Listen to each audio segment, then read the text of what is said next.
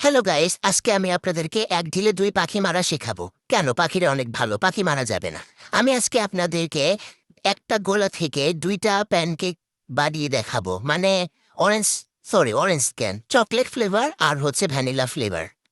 তো এই জন্য আমি প্রথমে 1 কাপ চিনি নিয়েছি, এরপর দুইটা ডিম ভেঙে নেব।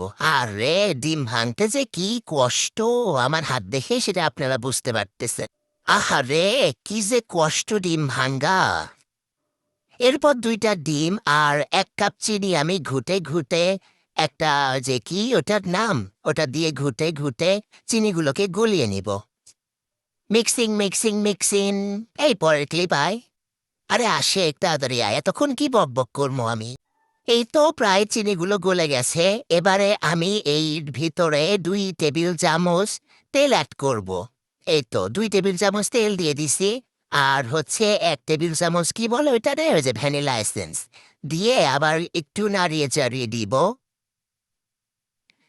তারপর 2 কাপ ময়দা একটা ছাকনার ভিতর নিয়ে নিচ্ছি। আর দিয়ে দিচ্ছি 2 টেবিল চামচ বেকিং পাউডার। আর দিচ্ছি 1 চিমটি লবণ, বেশি দেওয়া যাবে না, 1 চিমটি দিয়ে এটাকে ঝাঁকিয়ে দিয়েছি।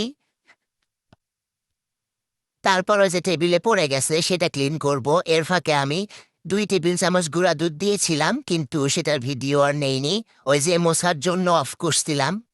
এরপর হচ্ছে লিকুইড, মানে আগে থেকে জাল করে রাখা দুধ দিয়ে একটু একটু করে দিয়ে বেটারটা হচ্ছে রেডি করে নিব। এই যে ঠিক এমন হবে, বেশি ঘন না আবার বেশি পাতলাও না, মোটামুটি। তারপরে যে এখন হবে ম্যাজিক। দুই পাখি কেমনে মারবো এখন দেখেন। একটা বলে অর্ধেক টুকু নিয়ে নিচ্ছি, অর্ধেক না তার একটু কম নিয়েছি, এর ভিতর 2 টেবিল চামচ কোকো পাউডার দিয়ে নিয়েছি। আর ওই যে বেশি ঘন হবে এজন্য আর একটু দুধ দিয়ে ভালো করে মিক্সিং করে দিব। তো তাহলে হয়ে গেল একটা চকলেট ফ্লেভার, আর আগেরটা হচ্ছে ভ্যানিলা ফ্লেভার। তারপর আমি একটা প্যানে চুলা বসিয়ে, একটা চুলায় প্যান বসিয়ে, মানে হিট না করে এই সাথে সাথেই দিয়ে দিয়েছি বেটারটা। আর দেখেন কত সুন্দর ফুটে উঠতেছে।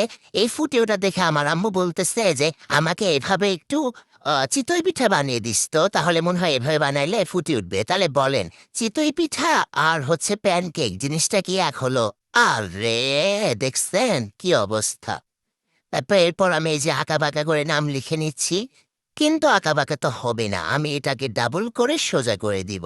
ওই যে চকলেট যে ছিল একটু, ওইটা হচ্ছে আমি একটা পাইপিং ব্যাগে তুলে এই ডিজাইনটা করে নিয়েছি। দেখুন কতটা সুন্দর হয়েছে। এই যে আমি এবারে কিছু একটু ঢং করব, মানে কাজ কাম না থাকলে যা হয়। আর বাচ্চাদের পছন্দের জন্য আমি একটু কার্টুন টাটুন এঁকে নিচ্ছি। যদিও আমার বাচ্চা কাচ্চা নাই, তবুও আমার কিছু ভাগিনা আছে যাদের জন্য আমার এইসব ঢং করা। তারা আমাকে অনেক খুশি হয়ে বলবে, থ্যাংক ইউ খালামণি, এজন্য এত কষ্ট করা। এবার আমি চকলেটটাও এভাবে ভেজে নিয়েছি।